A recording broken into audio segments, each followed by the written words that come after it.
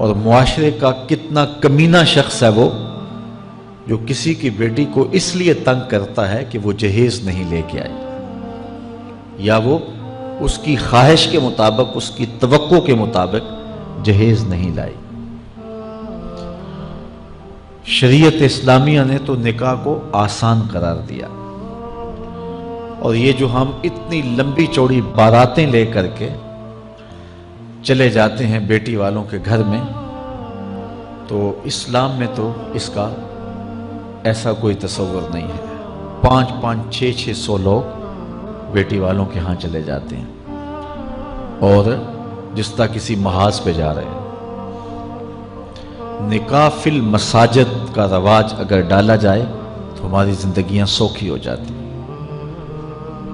یہ جو مروج سلسلہ ہے، اس سے غریب لوگ تو پریشان ہیں ہی، امیر لوگ بھی سکھ میں نہیں ہیں۔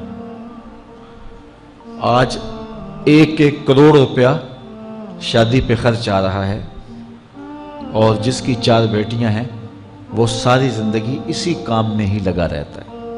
اور غریبوں کی زندگی تو اجیرن ہے۔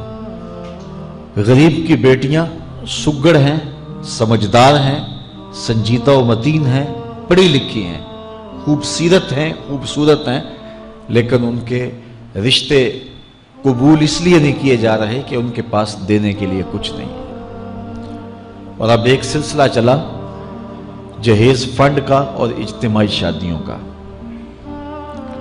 تو شاید کسی کے لیے اس میں تسکین ہو، لیکن میں تو ایک مرتبہ ایسی تقریب میں گیا ہوں تو دکھی ہو کے آیا ہوں۔ ہر شخص کا اپنا مزاج ہوتا ہے، مختلف تنظیمات، مختلف لوگ غریب بچیوں کی اجتماعی شادیاں کر رہے ہیں، تو میں ایک تقریب میں مجھے کھینچ کے کچھ لوگ لے گئے۔ میں نے کہا مجھے تجربہ تو نہیں ہے، لیکن مجھے لگتا ہے کہ میرے لیے تکلیف کا سامان ہوگا، اور دوست جس مقصد کے لیے مجھے لے کے جا رہے ہیں تو ان کا مقصد بھی پورا نہیں ہوگا۔ ایسا ہی ہوا، ایک ہال میں 15 سے 20 بچیاں تھیں، اور دوسری جانب 15 سے 20 بچے تھے، اور ان کے مہمان، ان کا ہجوم تھا، اور اسٹیج کے اوپر جو کرسیاں لگی تھیں ان پر مخیر حضرات بیٹھے ہوئے تھے جنہوں نے سرمایہ لگایا اور جہیز فنڈ دیے، اور تنظیم کے لوگ آ کے اپنی کارکردگی بیان کر رہے تھے۔ تو آخر میں انہوں نے مجھے کہا کہ ہم آپ سے کچھ سننا چاہتے ہیں، تو میں نے بیٹھے بیٹھے کہا کہ میں دعا کر دیتا ہوں، لیکن ان کا اصرار بڑھا، تو میں نے مائک پہ آ کے کہا کہ انسان کی زندگی میں 3 موقع ہوتے ہیں جس دن وہ مہمان خصوصی ہوتا ہے، اور سب لوگوں کی نظر اسی کے چہرے پہ ہوتی ہے۔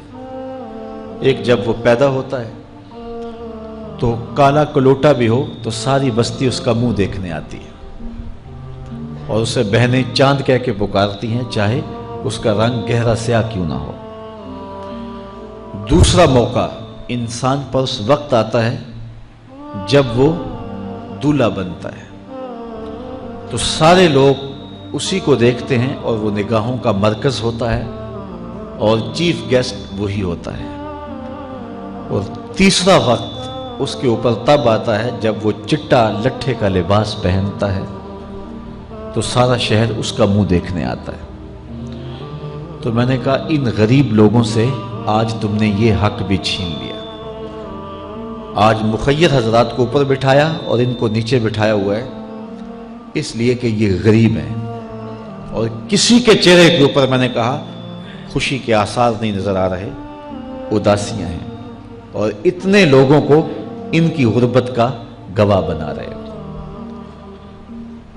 ایک دم سکوت طاری ہو گیا حال پر، چونکہ مجھ سے وہ کچھ ایسی باتیں سننا چاہ رہے تھے جس سے ان کو داد ملتی۔ میں نے کہا تمہارے جذبے اپنی جگہ پہ، لیکن کاش کے رات کے اندھیرے میں ان بیٹیوں کے ماں باپ کو تم نے کچھ پیش کیا ہوتا اور یہ اپنے گھر سے رخصت ہوتی تو عرش والا رب بڑا راضی ہوتا۔ لیکن برا کرے نمائش کا کہ ہم نے ان بیٹیوں کا تماشا لگا دیا۔ میں ایک شہر میں گیا تو وہاں آج کل وہ پہلے تھا نا عمرے کے ٹکٹ محفل نعت میں، تو آہستہ آہستہ مجمع سمٹ گیا، تو اب ایک نیا سلسلہ شروع ہوا ہے کہ جہیز کی پرچیاں نکالی جائیں گی۔ تو اسی سال آپ کے قرب میں ایک جگہ 10 کے 15 جہیز فنڈ تھے، تو مجھے خطاب کرنے کے لیے انہوں نے کہا، تو بڑے شوق سے منتظم محفل نے بتایا کہ 15 بچیوں کا جہیز بھی نکالا جائے گا، اور اس پردے کے پیچھے ہزاروں بچیاں بیٹھی ہوئی ہیں۔ تو میں نے اپنی گفتگو میں کہا کہ یہ ظلم نہ کرو، یہ زیادتی نہ کرو، تمہارے پاس 100 لوگوں کا کھانا ہے تو 500 لوگوں کو نہ بلاؤ کہ تم قرعہ اندازی کر کے 100 آدمیوں کو کھانا دے دو اور 400 آدمیوں کو کہو کہ تمہارا نام نہیں نکلا۔ تمہارے پاس 100 کا کھانا ہے تو 100 کو ہی پردے سے بلاؤ اور ان کو کھانا کھلا دو۔ میں نے کہا 10,000 بیٹیاں اس پردے کے پیچھے بیٹھی ہیں آپ کے بقول، اور آپ ان میں سے چند کو قرعہ اندازی کے ذریعے جہیز فنڈ دے رہے ہیں۔ ہر پرچی پہ 10,000 بیٹی کا دل دھڑکے گا کہ شاید میرے مقدر جاگ پڑے اور غموں کی سیاہ رات ختم ہو گئی، لیکن جب آخری پرچی کے بعد اعلان کیا جائے گا کہ قرعہ اندازی مکمل ہو گئی، تو کتنی بیٹیاں گھروں میں جب واپس جا رہی ہوں گی تو تم نہیں جانتے ان کے قدم کتنے بوجھل ہوں گے، اور رسول اللہ کا میلاد ہو اور بیٹیاں آنسو بہاتی ہوئی جائیں۔ تو میں نے کہا تم خوشیاں خریدنے لگے تھے، غم خرید لیے تم نے، خوشیاں بانٹنے لگے تھے، غم بانٹ لیے تم نے۔ تو یہ زیادتی نہ کرو، یہ جو رواج پڑ رہا ہے یہ اپنی نمائش کے لیے، خدا را آگے تم نے عمرے کے ٹکٹ بانٹے، بہت کچھ کیا لوگوں کو اکٹھا کرنے کے لیے، اور کیا کیا رنگ اپنائے گئے۔ میں نے کہا وہ اچھا تھا، چلو مجھے اس پر بھی بات ہے، لیکن چلو میں نہیں کرتا، لیکن یہ ظلم نہ کیا جائے کہ محافلات میں مجمع اکٹھا کرنے کے لیے جو ہے وہ غریبوں کی بچیاں بلا کر کے تو 10 کو آپ دے کے باقیوں کو کہیں کہ معذرت ہمارے پاس اتنا ہی تھا۔ تو آپ کے پاس 100 کا کھانا ہے، 100 کا پانی ہے، تو 500 پیاسوں کو نہ بلائیں، 500 بھوکوں کو نہ بلائیں، 100 کو ہی بلا کر کے پردے سے جو ہے وہ ان کی مدد کریں۔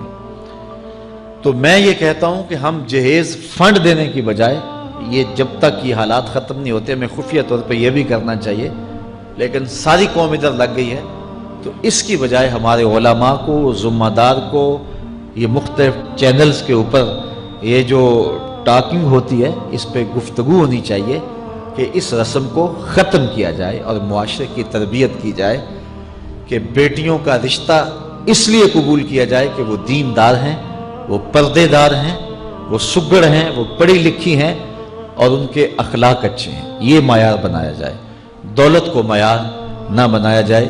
اس طرح معاشرے پس جائیں گے اور معاشرے کے پلے کچھ بھی نہیں بچے گا۔ اور آج اندازہ نہیں ہے ہم کو کہ جس کی بیٹیاں گھر کی دہلیز پہ جوان ہے اس کی زندگی کتنی کٹھن گزر رہی ہے۔ کوٹھے تے چڑھ ویخ فریدا تے گھر کر بلدی اگ، میں جاتا دل دکھی میرا پر دکھی سارا جگ۔ تو پورا معاشرہ اس وقت اس اذیت سے، اس کڑن سے گزر رہا ہے کہ بیٹیاں جوان ہیں اور رشتے نہیں مل رہے، اور پھر اگر رشتے مل رہے ہیں تو بیٹے والوں کے نخرے ہی بڑے عجیب ہیں، اور پھر جس طرح وہ بیٹیوں کو، غریبوں کی بیٹیوں کو لونڈیاں بنا کے اپنے گھروں میں رکھتے ہیں، تو یہ ایک الگ درد کی اور دکھ کی کہانی ہے۔ میرے پاس لوگ آتے ہیں، دعا کیجئے، کاروبار نہیں ہے، معاشی بحران ہے، مالی پریشانیاں ہیں، بچے کے امتحان سر پہ ہیں، بہت سارے مسائل لے کر لوگ آتے ہیں، لیکن کوئی نہیں، لوگ حوصلے سے مصائب کا مقابلہ کرتے ہیں، کاٹتے ہیں۔ لیکن کچھ لوگ آتے ہیں دعا کے لیے تو بات کرتے ہی آنکھیں چھلکنے لگتی ہیں اور میرا دل بھی قابو میں نہیں رہتا۔ لوگ کہتے ہیں کہ حضرت دعا کرو، بیٹی سسرال میں دکھی ہے، اللہ سکھ دے دے۔ تو میں دعا بھی کرتا ہوں، لیکن میں تنہائی میں جا کے روتا ہوں کہ اس درد کا مداوع کیا ہے، اس دکھ کا علاج کیا ہے، اور معاشرہ تیزی سے اس تکلیف کی طرف بڑھ رہا ہے، اور طلاق کی شرح بھی جو ہے وہ بڑھتی چلی جا رہی ہے۔ میرے پاس ایک دن ایک صاحب آئے، ساتھ ان کی بیوی تھی، اور میں انہیں جانتا ہوں، عزت دار لوگ تھے۔ تو انہوں نے کہا کہ ہم آپ سے کوئی تنہائی میں بات کرنا چاہتے ہیں۔ تو ان کے اپنے عزیز تھے، بیٹیاں اس شخص کی زیادہ ہیں، اپنے عزیزوں میں شادی کر دی۔ تو اس وقت انہوں نے طے کر لیا کہ کوئی بات نہیں، ہم جہیز نہیں لیتے۔ لیکن وہ باپ بلک بلک کے مجھے کہہ رہا تھا کہ کتنے دنوں سے میری بیٹی گھر آ کے بیٹھی ہوئی ہے، اور وہ کہتے ہیں کہ اتنی دیر واپس نہ آنا جب تک تیرا جہیز پورا نہیں ہو جائے گا۔ میں کہتا ہوں کتنا صفاق معاشرہ ہو گیا ہے اور کتنے کٹھن حالات ہو گئے ہیں۔ تو جب معاشرہ اس کیفیت میں چلے جائے تو پھر انارکی پھیلتی ہے اور معاشرے پھر قائم نہیں رہتے۔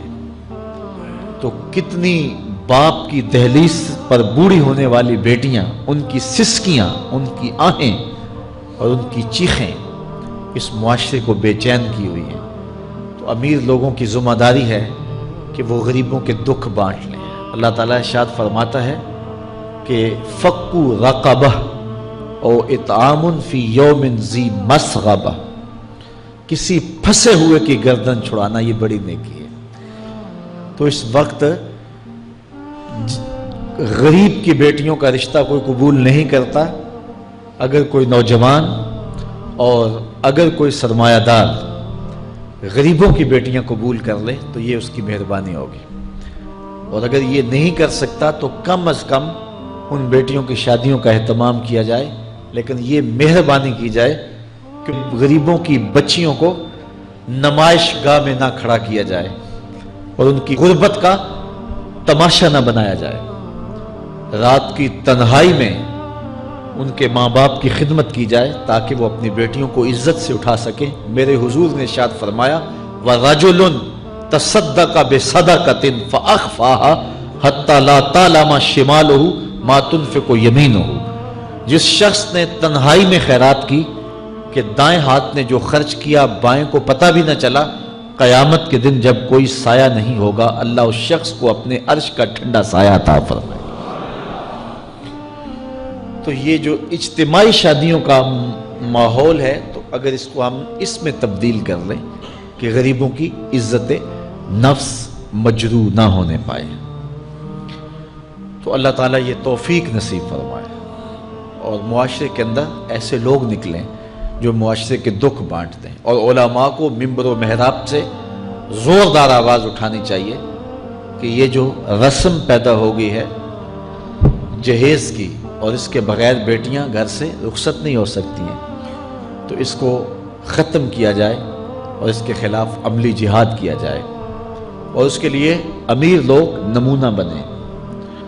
غریب لوگ تو نمونہ بن نہیں سکتے، مشکل ہے ان کے لیے، لیکن امیر لوگ اگر نمونہ بنیں تو وہ بن سکتے ہیں اور معاشرے کے اس ناسور کو ختم کیا جا سکتا ہے، اور غریبوں کی بیٹیاں عزت سے اپنے پیا گھر سدھار سکتی ہیں اور ان کو جو ہے ان کے ماں باپ کو تسکین کی اور چین کی نیند آ سکتی ہے۔ آج میں نے نکاح کے حوالے سے بہت ساری باتیں کرنی تھی، لیکن عنوان ادھر چلا گیا چونکہ یہ ایک سلگتا ہوا مسئلہ ہے اور ہمارے معاشرے کو کاٹ رہا ہے اور توڑ رہا ہے۔ ایک تو گھروں کی دہلیز پہ بیٹیاں بوڑھی ہو رہی ہیں، اور دوسرا شرع طلاق جو ہے وہ بڑھتی چلی جا رہی ہے۔ اس حوالے سے میں زیادہ لمبی گفتگو نہیں کرتا، صرف دو چار باتیں کہ طلاق اگرچہ مرد کا شرعی حق ہے، اور اگر نباہ نہ ہوتا ہو تو طلاق دینا ناگزیر ہو جائے تو طلاق دینا ہی پڑتا ہے، لیکن اس کے باوجود اگر کوئی شخص اپنی بیوی کو برداشت کرتا رہے تو قیامت کے دن رب کی رحمتوں کا حقدار ہوگا۔ جائز کاموں میں جو سب سے ناپسندیدہ امر ہے وہ طلاق ہے، اور جب کوئی شخص طلاق دیتا ہے اللہ کا عرش بھی ہلنے لگ جاتا ہے۔ امرأہ مردودہ اس خاتون کو کہتے ہیں جس کے شوہر نے اس کو طلاق دے دی اور وہ اس قابل نہیں ہے کہ اس کا دوبارہ نکاح ہو سکے. پہلے ہی بڑی مشکل نکاح ہوا تھا، بدصورت تھی، جہیز نہیں لا سکی تھی، تو پہلے بڑی مشکل نکاح ہوا تھا، اب طلاق ہو گئی تو اب تو اور زیادہ امکان مشکل ہو گیا. تو وہ اپنے باپ کی دہلیز پہ بیٹھ گئی. آگے نکاح کا ارادہ بھی نہیں ہے چونکہ امکان باقی نہیں ہے. تو اس عورت کو شریعت میں کہتے امرأہ مردودہ، لٹائی گئی خاتون. حدیث میں آتا ہے کہ کل اس خاتون کے باپ کو اس کے گناہوں کی وجہ سے جہنم کا حکم ہوگا، تو یہ جہنم اور اپنے باپ کے درمیان آڑ بن کے کھڑی ہو جائے گی اور رب سے بحث کرے گی کہ میرے مالک تو نہ مجھے عقل دی نہ تو نے مجھے شکل دی. سسرال نے قبول نہ کیا اور خامن نے دھتکار دیا. یہ ایک بوڑھا باپ ہی تھا جو مزدوریاں کر کر کے میرا پیٹ پالتا رہا، اس کے بڑے گناہ ہوں گے لیکن مالک میں تو اس کو جہنم میں نہیں جانے دوں گی. اللہ سے لڑائی کرے گی، بحث کرے گی، اللہ اکبر، الجھاؤ پیدا کر دے گی. حدیث میں آتا ہے اللہ اس خاتون کی سفارش مان کے اس کے بوڑھے باپ کو جنت عطا فرما دے گی. اگر طلاق دینا ناگزیر ہو جائے، بہت ضروری ہو جائے طلاق دینا اور اس کے بغیر کوئی دوسرا راستہ نظر نہیں آ رہا، تو پھر بھی 3 طلاقیں اکٹھی نہ دیں. ایک طلاق دے دیں، اور ایک طلاق دینے کا فائدہ یہ ہوگا کہ 3 مہینے کے بعد عورت فارغ ہے، آگے نکاح کرنا چاہے تو کر سکتی ہے. لیکن اگر 3 ماہ کے بعد، 4 ماہ کے بعد، سال کے بعد، 2 سال کے بعد اس نے آگے نکاح نہیں کیا تو دوبارہ ان کا پروگرام نکاح کا ہو جاتا ہے، تو پھر واپس آنا آسان ہوتا ہے. تو لوگ یک مشت 3 طلاقیں دے دیتے ہیں اور پھر مسئلہ پوچھتے ہیں. تو چونکہ ہمارے یہاں کثرت احناف کی ہے اور واضح احکام جو شریعت کے ہیں وہ 3 اکٹھی طلاقیں اگرچہ ناپسند ہیں لیکن 3 طلاقیں اکٹھی 3 ہی ہو جاتی ہیں. تو پھر اس کے بعد اپنا مسلک بدلنے کی کوشش کرتے ہیں، یا جو ہے وہ ایسے لوگوں سے فتویٰ دیتے ہیں جن کا یہ فتویٰ نہیں ہے اور ایک عجیب الجھن میں مبتلا ہو جاتے ہیں. اس لیے اگر ناگزیر ہو جائے طلاق دینا تو پھر بھی 1 طلاق دینی چاہیے. جو 3 طلاقوں سے حاصل ہوگا، عورت سے الگ ہونا، وہ 1 طلاق سے ہی حاصل ہوگا. اور 1 طلاق بھی طہر کی حالت میں دینا چاہیے، عالم حیض میں نہیں، چونکہ ان دنوں کے اندر مرد کا رجحان عورت کی طرف زیادہ ہوتا ہے. اس لیے شریعت نے طہر میں طلاق دینے کا حکم دیا ہے اگر کوئی طلاق دینا چاہے. لیکن اگر کوئی حیض میں طلاق دے دے تو پھر بھی طلاق ہو جائے گی. 3 اکٹھی دے دیں پھر بھی طلاق ہو جائے گی. لیکن 1 طلاق اور وہ بھی طہر میں اگر دی جائے، ہاں مہینے کے وقفے کے بعد دی جائے تو پھر بھی موقع موجود ہوتا ہے. تو عمومی طور پہ لوگ 3 طلاقیں اکٹھی دے کے بعد میں پریشان ہوتے ہیں، کیونکہ طلاق دینے کے بعد پھر پوزیشن سوچ کی اور گمان کی اور ہوتی ہے. تو یہ ضروری باتیں تھیں. کار ما آخر شدو آخر ز ما کار نشد.